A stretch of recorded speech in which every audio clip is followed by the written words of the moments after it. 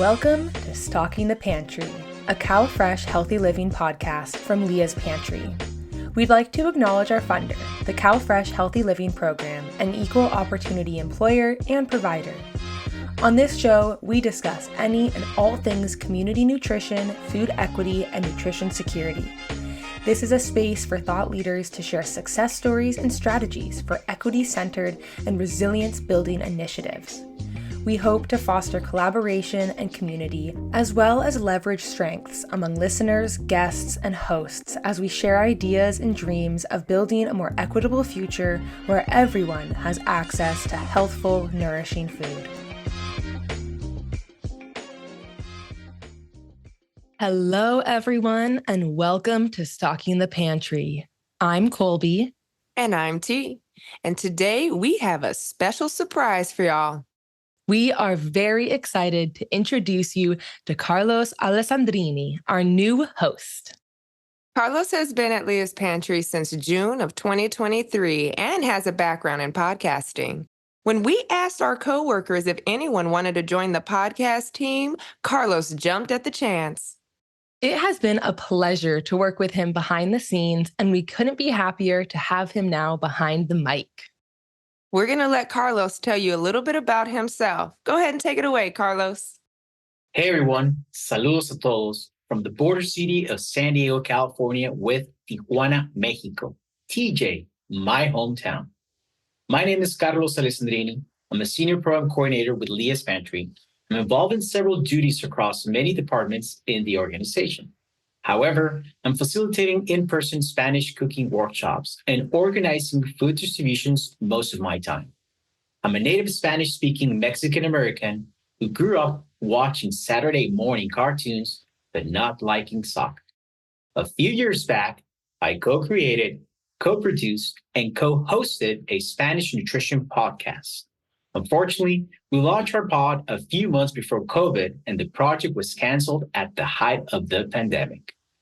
Fast forward a few years later, I joined Leah's Pantry and the Stocking the Pantry podcast committee a little over 6 months ago, and I'm excited to be the newest host on the show. In our most recent episode, I had the opportunity to interview 3 exceptional Chico State students within the CFHL world. It was fascinating to discover similarities between providing cooking classes and demos to adults and elders compared to college students. We also discussed unique challenges they encounter running various campus programs and how they take advantage of opportunities for growth when presented.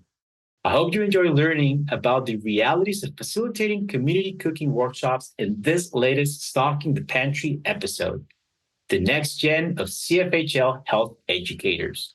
Disfruten.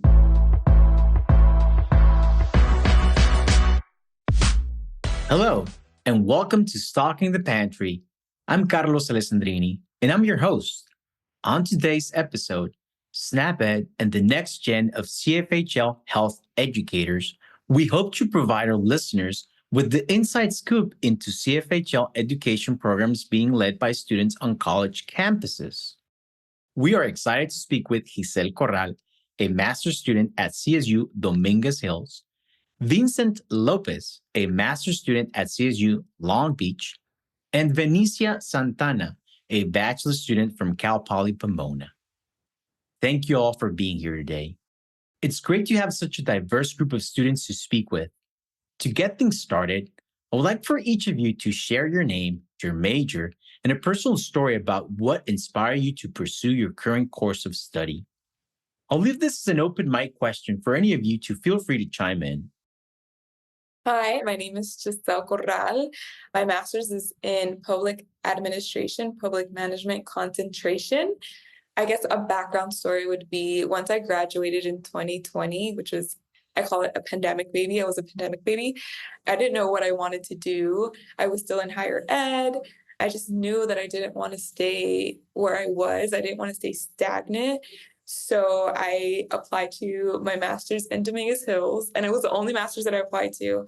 I got in, and then the rest is history. Hello, everyone. My name is Vincent Lopez, and I'm a current grad student in the MS Nutritional Science program at Cal State Long Beach. Wow, if I can share a personal story. About 5 years ago, I was having heart problems, Back then, all I consumed was fast food, prepackaged meals, and sugary drinks. And along with those habits, I was very overweight and I didn't exercise that much. And when the heart problems came, I was shocked because it felt like the inside of my chest was being squeezed out of me. And after 2 cardiac episodes in a single week, I decided to make a healthy change through nutrition and exercise. But during that time, Google search became my professor for nutrition. I looked at everything online concerning nutrition and found out what worked and what didn't work. And about a year later from that point, I was able to lose the weight and no longer experience heart problems. And so from that experience, I changed majors and pursued nutrition and dietetics. So I fully believe in the power of a healthy lifestyle and what nutrition can do for you. My name is Venicia Santana, and I'm currently studying nutrition in the dietetics option at Cal Poly Pomona. I really decided to go into dietetics because I think the science of food and using food kind of as medicine or a healing property, it's very interesting to me, and food connects people through culture, and it's just always there. And what about your professional journey with CFHL? I would like to know more about it and how it got started. I perfectly remember my first weeks at Leah's Pantry and could ramble on about the motivation that got me here and the passion that I have for supporting the community. For each of you, how were those first weeks working with CFHL? Venicia, could you please start? Cal Poly Pomona, I think, was a little late to joining the CalFresh Healthy Living program, but we barely became a partner, I think, around the end of 2022. And before that, we did have a program very similar to CalFresh Healthy Living. It was called Meals with CalFresh, where we were doing similar stuff and demonstrating food recipes to students. But once we were on board with CalFresh Healthy Living, it was just very exciting for my team and I. My manager was also very excited. We were very full steam ahead. We were thinking about ideas to collaborate with other campus partners. Our training was super fun, just watching the videos and understanding the curriculum that other Cal States were also going to be a part of, and just knowing that we're all working towards one common goal. It was very exciting. Giselle, could you share your experience?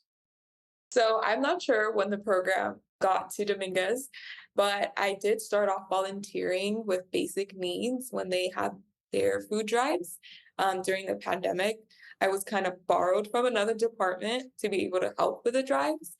And Morgan at the time knew that I was on my personal fitness journey, health journey, just because I have been trying to take care of myself. I am a Latina and I am predisposed to diabetes, high blood pressure.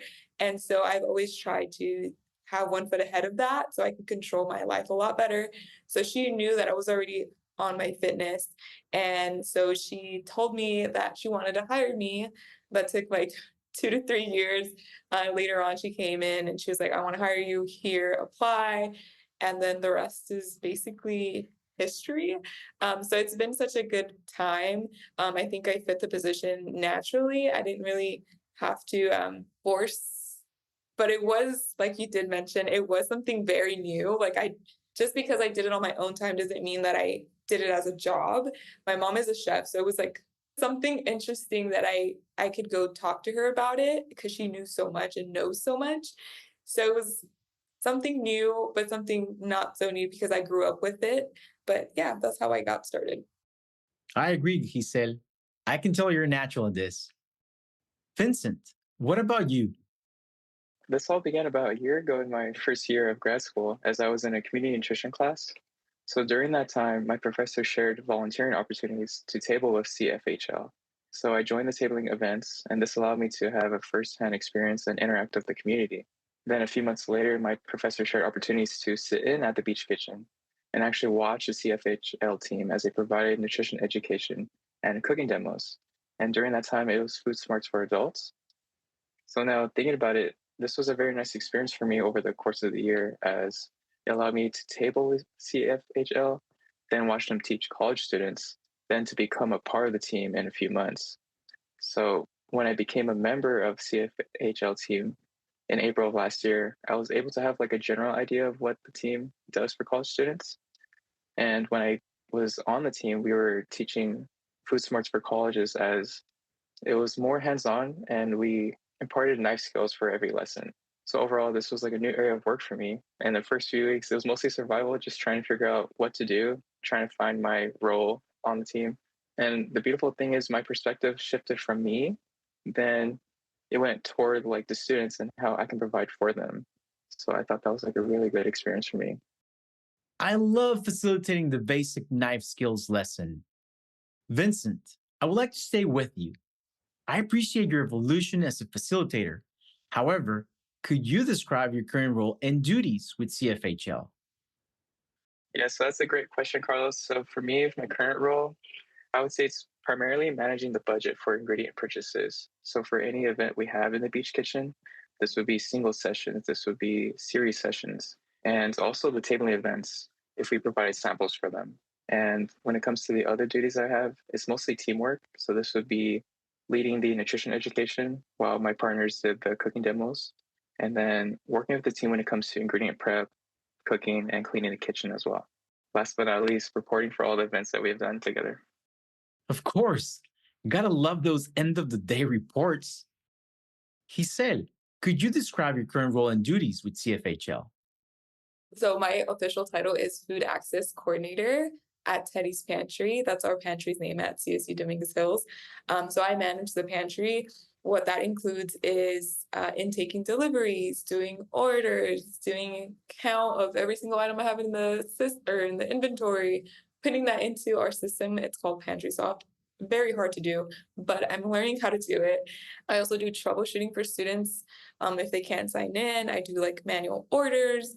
I do nutrition education classes. I do the food demos. So I have a lot under my belt, and definitely working in Teddy's Pantry and having the CalFresh Healthy Living. They do actually merge very well. I've learned how to handle them both.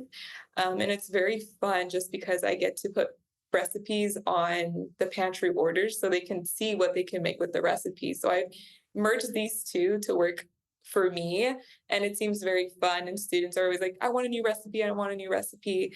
So for me personally, it was more about how do I make these work instead of it being so far apart. They're two different jobs, but how can I make it together so it's fun for me and the students? So those are some of the duties that I do. Thank you, Giselle. What about your current role and duties, Venicia? I'm currently a CalFresh Outreach Student Ambassador at the Care Center at Cal Poly Pomona. So the Care Center is kind of our main hub for student support and well-being. And with that, I help students apply for CalFresh or SNAP EBT. And then through that, I facilitate food demonstrations and lessons from CalFresh Healthy Living, and kind of similar to Giselle, utilizing ingredients that can be bought with EBT and SNAP EBT, as well as our poly pantry on campus. Thank you for all your answers. I'll leave this question as an open mic again. What would you say is your favorite teaching story? Or do you have any meaningful experiences to share? So I think one of my meaningful stories was where I couldn't have access to what we call our common kitchen in university housing. And that's where I do all my food demos, all my nutrition education. I basically lived there for the CalFresh Healthy Living. And so they were booked, and I was panicking and I didn't know what to do because I had already agreed to doing the food demo. And so we ended up doing it in the hallway of one of our new buildings. We blocked it off. It was safe. And we put tables. So it was like stations. So when I say we, I mean me and two of my student assistants. We were doing nutrition education while we were standing up, and then food demos while we were standing up. So it seemed like a great time. Students seemed to love it. And so that was very meaningful because it taught me that I'm so flexible and I can do it all. Not to brag, but I can do it all. Like, give me any challenge and I can overcome it. And students seem to really like it. So, similar to like Giselle was saying, we facilitate the food demonstrations at a community kitchen. And so there's constantly students walking by. They either stop by and they watch and they stay for the food demonstration, or sometimes they watch by, see what I'm cooking, and then kind of leave. And this one student was just walking on by, and I was doing a recipe with, I think, a French baguette and tomatoes and basil. And the student smelled basil. And he came back by and he was like, "Are you guys cooking with basil?" And of course I said yes. And I explained the recipe to him, and he had brought up a story how he had just came back from Italy since he was a part of a study abroad program. And then I had another student that was already in the food demonstration, and she was a transfer student, a foreign exchange student, and they were just started bonding about Italy, and we were connecting it to the lesson as well and how we could get that basil also from the pantry. So it's just really nice to see not only you're facilitating a food demonstration, you're facilitating new friendships and connections through nutrition, and it was just a really great feeling. Venicia, I really enjoyed your story as well, just because relating to the connections that you have with people and the kitchen. So we also have the beach kitchen at Cal State Long Beach. I would say this is not really like a communal kitchen for everyone to use, but this is like an instructing kitchen. I would say my favorite teaching story is at the beach kitchen. And so it involves one of my CalFresh Healthy Living trainers at Cal State Long Beach. I was teaching lunch on the go, and I was showing the class how to chop bell peppers.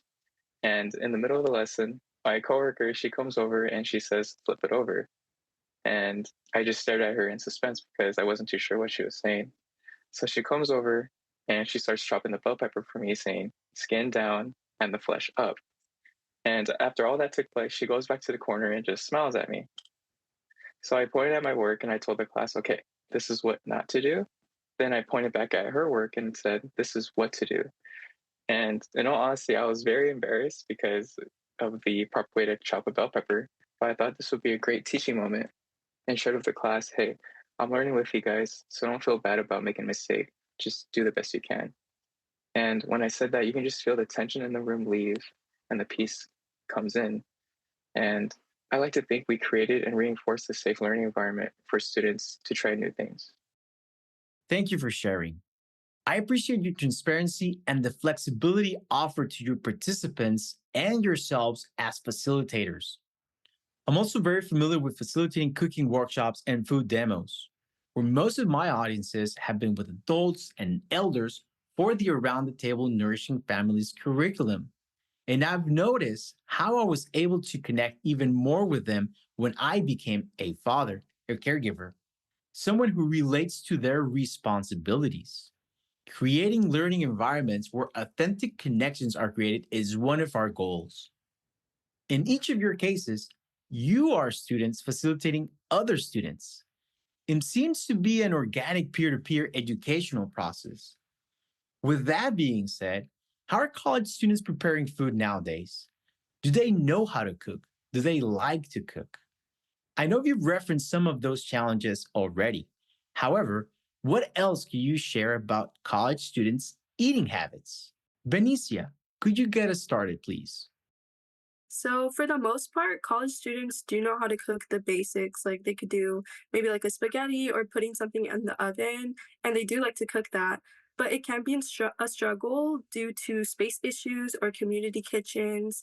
I think a common challenge I run into is students being skeptical of certain ingredients at first, since at least at Cal Poly, we are a commuter school. So maybe they have somebody else preparing food for them at home that already knows what they like and they do not like. So I have an example. One time I was doing a food demonstration of chocolate pudding, and in that recipe, I believe it had avocado, bananas, and milk, and vanilla and honey. And usually before I start, I always ask if anyone is allergic to anything. And the student had raised their hand and they mentioned that they weren't allergic, but they were kind of like, they didn't like avocado that much. And so I was kind of hesitant to continue with the recipe, obviously, since she kind of said that she didn't like it. But after making it and her trying it, she really enjoyed it. So just making students try new things. And although it could be a little uncomfortable for them to step out of their comfort zone, kind of encouraging them and kind of giving them like a warm handoff and a helping hand.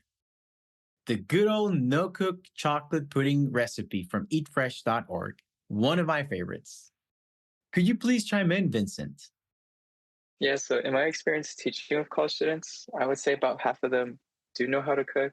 So for example, if we had a class of 15 students, about half or less than half knew how to plan meals, prep ingredients, and cook. And when it comes to that question, I still remember having a conversation with a student I had last semester. And he shared with me that all he would eat was chips, food from the gas station, and anything else that was prepackaged in the store. And this conversation is always in the back of my mind as I teach because this student reminded me of myself before knowing how to plan meals, prepare ingredients, and cook. And regarding the next question, if they know how to cook, I would say now, as my experience grows and just being alongside college students, I would say they do like to cook. And they're like little kids, and their faces just beam with joy when it comes to trying something new, when it comes to being active, just being in motion.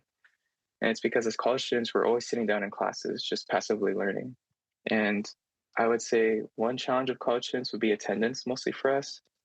We lost students during the semester, and maybe it's due to repetition, just due to budget and the equipment we have. We try to focus on quick and budget friendly recipes.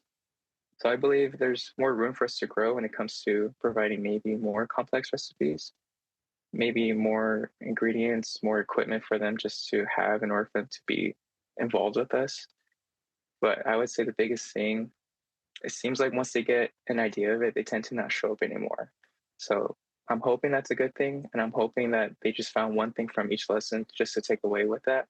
Because I guess I don't want listeners to forget that because of this program, from my experience, like I learned how to plan meals, to prep ingredients and cook meals. So I just hope that they walk away with something new. I'm sure they are, Vincent. Giselle, please. I agree with Vincent. It's like 50-50 at Dominguez. And I also agree with Venicia. There's some students that are very weary of specific items because they might have like, I had one student, I ate that way too much when I was a kid and it tastes like ketchup.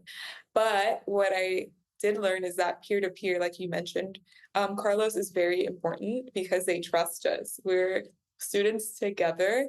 And so that's one of the biggest positives that I see. It's like, oh yeah, they trust me. They're going to listen to me. And that does happen because I'm in their same shoes. So I would say 50 do know how to cook because their family has taught them. But the other 50 doesn't know or just knows the basic just enough to keep them going.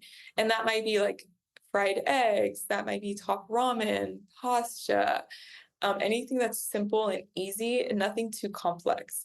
And I think one of the main challenges that students do experience here would be they don't have the equipment. They probably only have space for one pan. So it's like the saucepan or the boiling water pan.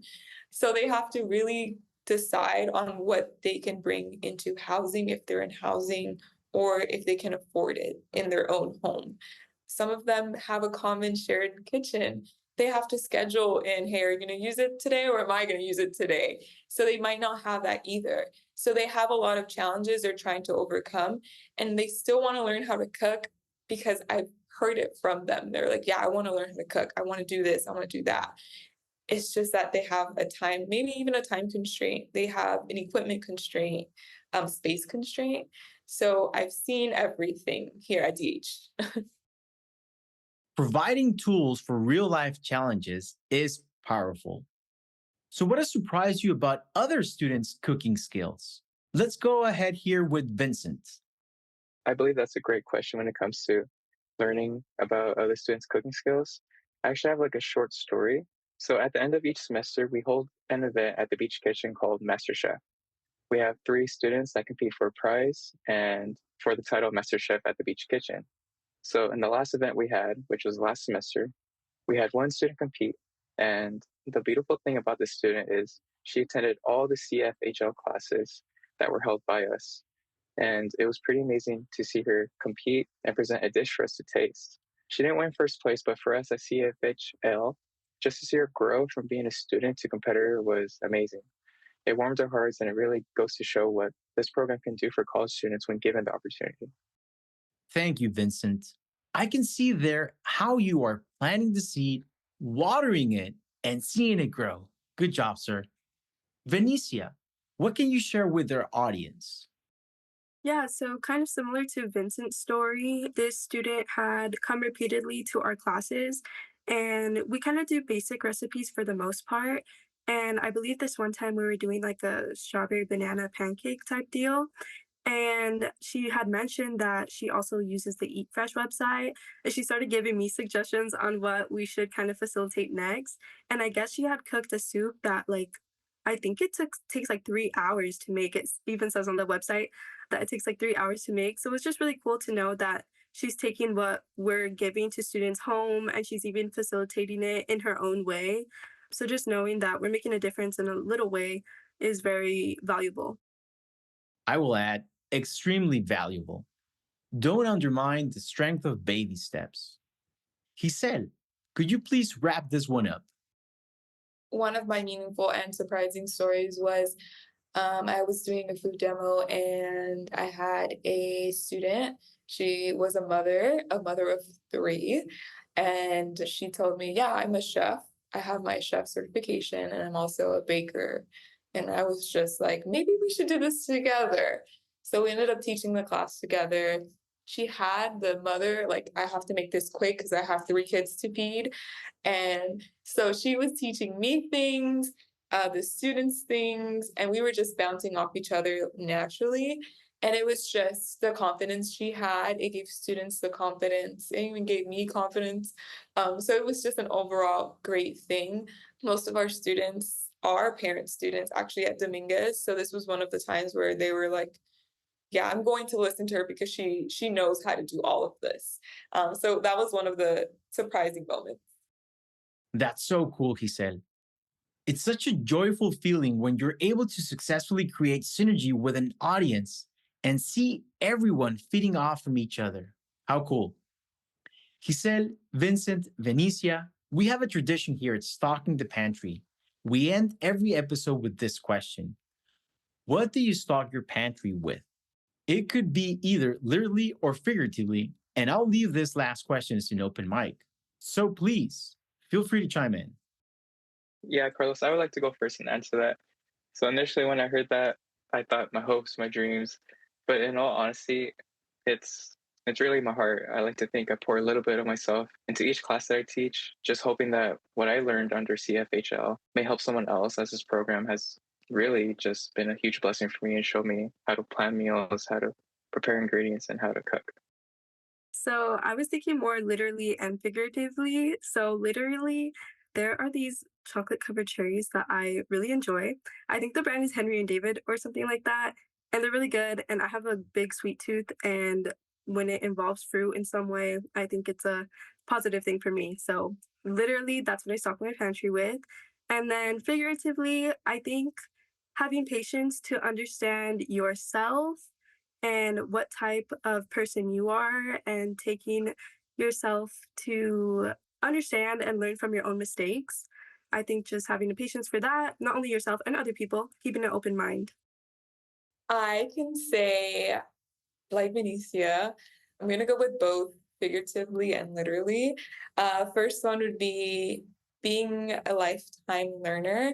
I'm noticing that every time a new student comes in, they have different experiences, different stories, different knowledge, and I have to be able to adapt, have to have the will to learn from them as much as they learn from me, just because every person is different. So just being flexible, like Benicia said, flexible and just being able to learn because everything changes every single day. Nothing is very concrete. So just having the patience to be a learner, that's my top one. And then avocados. I love avocados with everything. So that would be the literal thing that I always keep in my pantry. Nothing like a great avocado. I agree 100% with that. So, young bloods, how can our audience follow and learn more about the great work you're doing? Would you care to share your social media and links? You can follow us on Instagram. We're mostly active on there. So our Instagram handle is at CSUDH Toro Care. You can find everything Toro Care, CalFresh Healthy Living, and CalFresh. Again, I attend Cal Poly Pomona. Our social media on Instagram is going to be at CPP Care Center. And you're going to find everything CalFresh Healthy Living and CalFresh on there. So on Instagram at CPP Care Center. My name is Vincent Lopez. I am the CalFresh Healthy Living Trainer at Cal State Long Beach, and our Instagram account is CFHL_CSULB. Giselle, Venicia, and Vincent, thank you so much for your time and for sharing all these great stories. Hasta la próxima.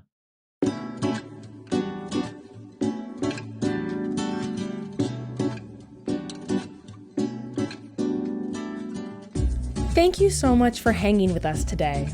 Do you know a thought leader or someone doing great work in your community? We would love to interview them, and we would love to hear from you.